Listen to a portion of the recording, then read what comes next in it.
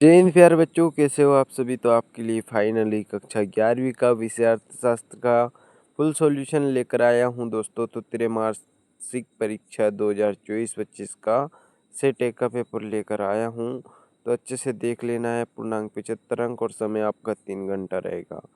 तो अच्छे से पूरे पेपर को हल करना है, बिल्कुल तैयारी के साथ, घबराना नहीं है दोस्तों। तो अच्छे से देख लेने हैं, निर्देश अच्छे से अपन को पढ़ने हैं। सभी निर्देश पढ़ना अनिवार्य है और सभी प्रश्न करना भी अनिवार्य है, ठीक है।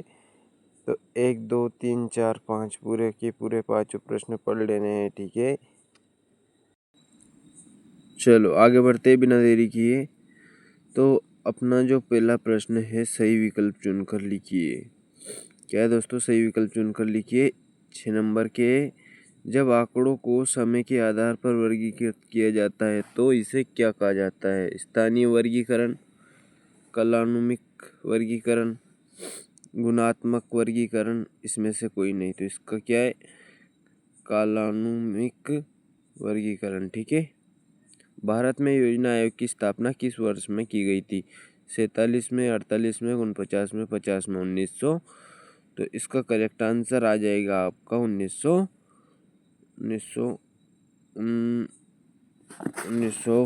ठीक है।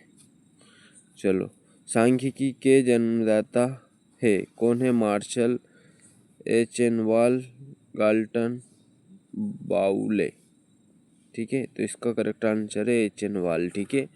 भारत में रेल सेवा प्रारंभ हुई। 1963 में, 1973 में, 1953 में, 1983। जो इसका जो करेक्ट आंसर आ जाएगा दोस्तों, वो आ जाएगा आपका, भारत में रेल यात्रा कब प्रारंभ हुई थी। तो इसका करेक्ट आंसर है आपका, क्या आ जाएगा, तो 1953 में, ठीक है। तो चैनल को सब्सक्राइब और वीडियो को लाइक जरूर कर देना। तृतीय क्षेत्र में शामिल है, क्या शामिल है दोस्तों। कृषि है, उद्योग है, कृषि, सेवाएं, आखेट। तो इसका सेवाएं आ जाएगा। तृतीय क्षेत्र में शामिल सेवाएं, ठीक है। छठा क्वेश्चन है, निम्न में से कौन सी आर्थिक क्रिया है। उपभोग, वितरण, उत्पाद, इनमें सभी, ठीक है।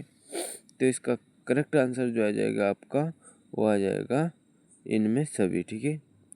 तो दोस्तों आपका 6 नंबर का कंप्लीट हो जाता है सही विकल्प। तो चैनल को सब्सक्राइब और वीडियो को लाइक जरूर कर देना दोस्तों। रिक्त स्थानों की पूर्ति करना है। तो पहला जो है, अपना स्वतंत्रता प्राप्त के समय कृषि क्षेत्र में उत्पादकता का स्तर ... था। क्या अच्छे से पढ़ना है दोस्तों। तो इसका जो करेक्ट आंसर हो जाएगा आपका, वो आ जाएगा 52%, ठीक है। स्तर 52% था। नियोजित आर्थिक व्यवस्था में आर्थिक सत्ता का ... हो जाता है। क्या हो जाता है, सत्ता का। तो इसका जो करेक्ट आंसर आ जाएगा वो आपका, वो आ जाएगा दोस्तों, नियोजित आर्थिक व्यवस्था में आर्थिक सत्ता का क्या है। तो अभी देख लेंगे अपन।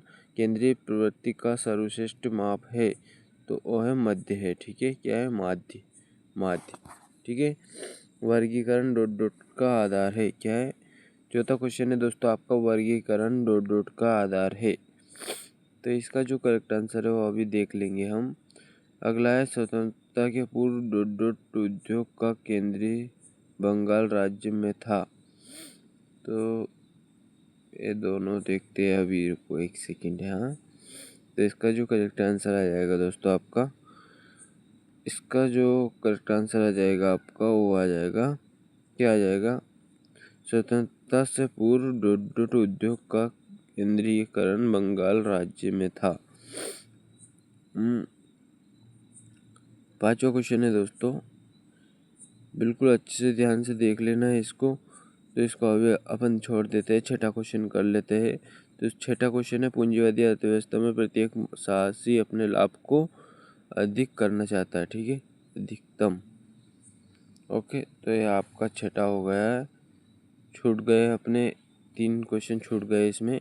तो इसको हम बाद में कर लेंगे। सत्य देख लेते। तो पहला जो है आपका, सूचक समय प्रश्नावली भरते हैं। तो सत्य आपका 6 नंबर के, 1-1 नंबर के पूरे जटिल तथ्यों का सांख्यिकी प्रस्तुत करती है। तो ये आपका सत्य हो जाएगा। चलो, तो आपका जो तीसरा है वो आपका सत्य हो जाएगा दोस्तों। और चौथा जो आपका, वो अच्छे से देख लेना है, पढ़ लेना है, वो आपका सत्य है, ठीक है। सत्य असत्य आपके कंप्लीट होने वाले हैं, तो आपका असत्य हो जाएगा। क्या है? पांचवा असत्य। ठीक है, वर्गीकरण कलात्मक आधार पर नहीं हो सकता, तो आपका सत्य। सरकारी प्रशासन दैत्य समकन होते, तो आपका सत्य हो जाएगा। ठीक है, तो दोस्तों अच्छे से देख लेना है, बहुत मेहनत से आपके लिए पेपर लेकर आया हूँ। तो चैनल को सब्सक्राइब और वीडियो को लाइक जरूर कर देना दोस्तों। तो सही जोड़ी देख लीजिए 7 नंबर की दोस्तों। पहला है आपका राष्ट्रीय आय की गणना। क्या है? स्तंभा राष्ट्रीय आय की गणना। तो इसका जो आपका करेक्ट आंसर आ जाएगा राष्ट्रीय आय की गणना का, वो आ जाएगा। देख लेते हैं दोस्तों अभी। राष्ट्रीय आय की गणना कब की गई थी, इसमें सन आएगा, तो सन कौन सा आएगा? राष्ट्रीय आय की गणना दादा भाई नेहरूजी और भारत में प्रथम जनगणना तो 1981 में हुई थी दोस्तों। और उद्योग नीति तो ये 1965 में लागू हुई थी। ठीक है, राष्ट्रीय विकास परिषद का गठन कब हुआ था? राष्ट्रीय विकास परिषद का गठन 1952। ठीक है, 1952। उद्योग निर्माण तो इसका 1900 सॉरी उद्योग निर्माण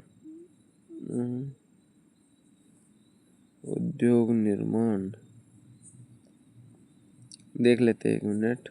उद्योग निर्माण द्वितीय क्षेत्र और स्वनिर्भर नदी प्रारंभ 1969। सचिवार्थी वक्र आयोजायिक वक्र। ठीक है, तो आपका हो जाता है जोड़ी कंप्लीट। ठीक है, तो दोस्तों आपकी जोड़ी कंप्लीट हो गई। एक शब्द एक वाक्य में उत्तर देख लेते हैं। 7 नंबर में है, पहला है अनुसंधानकर्ता द्वारा एक एकत्रित समकन क्या कहलाते हैं? तो वो कहलाता है प्राथमिक समकन। ठीक है, समकन। चलो, उस सांख्यिकी विधि का नाम बताइए जो कम खर्चीली है।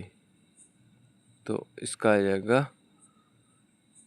प्रतिदर्श विधि। ठीक है, प्रतिदर्श विधि। भारत में जनसंख्या की गणना के लिए कौन सी विधि अपनाई जाती है? सर्वेक्षण विधि। ठीक है, वर्तमान में आर्थिक क्रियाओं का मुख्य आधार क्या है? वेरी वेरी मोस्ट है दोस्तों, अच्छे से स्क्रीनशॉट ले लो। उत्पादन। वर्तमान में आर्थिक क्रिया का मुख्य आधार है उत्पादन, आयोग, उद्योग, निवेश। अर्थशास्त्र का जनक कौन है? अर्थशास्त्र का जनक कौन है? कौन है दोस्तों? वेरी वेरी मोस्ट है दोस्तों, अर्थशास्त्र का जनक है एडम स्मिथ। ठीक है, एडम स्मिथ अर्थशास्त्र के जनक है। आर्थिक क्रिया से क्या अभिप्राय है? वेरी वेरी मोस्ट है, देख लेना है। एक वचन में सांख्यिकी को क्या कहते हैं? कहा जाता है, कहते हैं। तो आपके 6वां 7वां देख लेते हैं अच्छे से।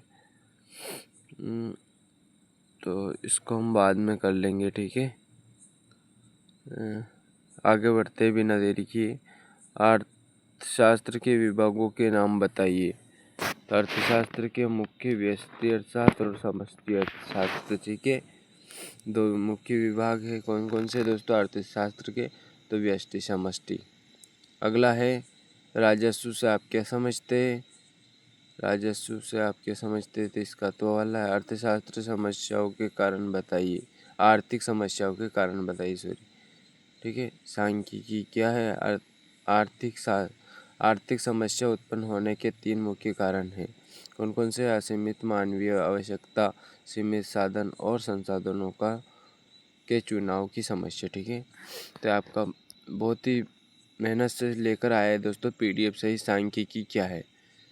तो अपन देख लेते हैं सांख्यिकी की 2 विशेषता लिखना है, 2-2 नंबर के। तो देख लेते हैं सांख्यिकी की कौन कौन सी विशेषता है। सांख्यिकी तथ्यों का एक समुच्चय है। सांख्यिकी को संख्यात्मक रूप में व्यक्त किया जा सकता है।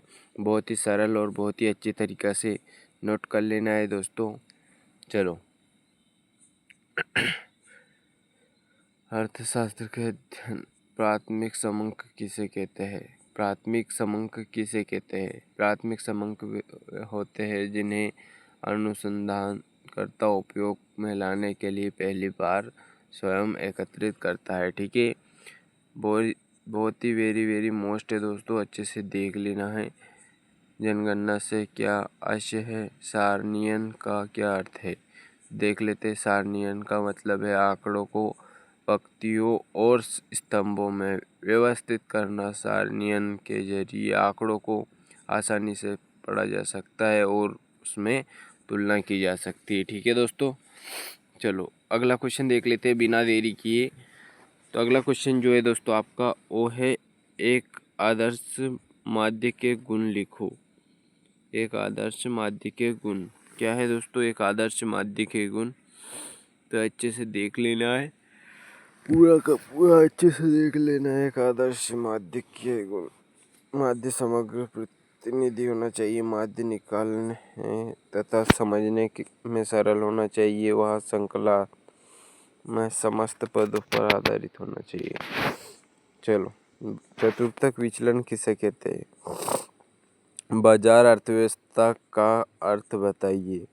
वेरी मोस्ट है दोस्तों, बाजार अर्थव्यवस्था एक ऐसी आर्थिक प्रणाली है जिसमें वस्तुओं और सेवाओं का उत्पादन, वितरण और निवेश मांग और आपूर्ति के आधार पर होता है। ठीक है, तो 12वें तत्व देख लेते हैं दोस्तों। 12वें तत्व है, आर्थिक नियोजन से क्या आशय है?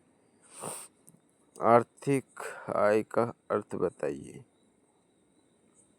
किसी देश की आर्थिक आय का मतलब है उस देश का एक वित्तीय वर्ष दौरान उपस्थित वस्तुओं सेवाओं मूल्य पर आमतौर पर सकल घरेलू उत्पाद के नाम से भी जाना जाता है।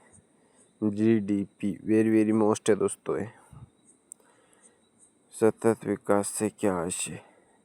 बिंदु रेखीय प्रदर्शन से आप क्या समझते हैं? अच्छे से देख लेना है दोस्तों, देख लो। बिंदु रेखीय प्रदर्शन एक प्रणाली है, इस वित्तीय के गति में बिंदुओं के चरण परिमाण अच्छे से पढ़ लो पूरा का पूरा दोस्तों। स्क्रीनशॉट रट्टा मार दो, बिल्कुल परीक्षा में बहुत ही पूछे जाते हैं सवाल और यही आएगा पूरा का पूरा पेपर में गारंटी के साथ कह सकता हूँ। 95% पेपर इसी में से आएगा दोस्तों। 15वां क्वेश्चन है, विस्तार का सूत्र लिखो। बहुत ही सरल है, वेरी मोस्ट भी है दोस्तों। इसका अथवा लिख लेते हैं पर प्रोफेसर मार्शल वाला। प्रोफेसर अल्फ्रेड मार्शल के मुताबिक अर्थशास्त्र मानव जीवन के सामान्य व्यावसायिक अध्ययन है। अर्थशास्त्र में व्यक्तिगत और सामाजिक क्रियाओं का अध्ययन किया जाता है। इसका संबंध भौतिक सुख के संसाधनों से होता है। मार्शल ने अर्थशास्त्र को मानव कल्याण का विज्ञान बताया था। ठीक है, चलो अगला क्वेश्चन देख लेते हैं दोस्तों बिना देरी किए। 16वां क्वेश्चन है आपका 3 नंबर का, पूंजीवादी अर्थव्यवस्था की विशेषता बतानी है। इसमें पूंजीवादी अर्थव्यवस्था की अथवा मिश्रित अर्थव्यवस्था के गुण लिखो। सांख्यिकी विधियाँ क्या हैं, उनके नाम लिखो। तो पूरा का पूरा देख लेना है। 18वां देख लो। 3 नंबर के आ चुके। प्राथमिक आंकड़ों और द्वितीय आंकड़ों में अंतर स्पष्ट करना है। जनगणना विधि, सर्वेक्षण में आने वाली समस्या, निम्न आंकड़ों के मध्यगत समांतर माध्य ज्ञात करना है। प्रश्नावली किसे कहते हैं? एक अच्छी प्रश्नावली की विशेषता बताना है। वेरी मोस्ट है दोस्तों। 4 नंबर के क्वेश्चन है पूरे। माध्यिका क्या है, इसकी गणना कैसे की जाती है, अनुसंधान में सांख्यिकी का महत्व स्पष्ट कीजिए। तो पूरा का पूरा देख लेना है। 23वां भी 4 नंबर का है। पंचवर्षीय योजना के लक्ष्यों को संक्षेप में लिखना है। मैं आपको पूरी इसकी भी PDF दे दूंगा, तो बिल्कुल अच्छे से इसकी PDF भी मैं आपको पूरी की पूरी सॉल्व करने के लिए अगले वीडियो में PDF भी ला दूंगा दोस्तों। तो चैनल को सब्सक्राइब और वीडियो को लाइक ज़रूर कर देना। तो जय हिंद दोस्तों, मिलते हैं फिर से अगले वीडियो में। जय हिंद जय हिंद जय हिंद।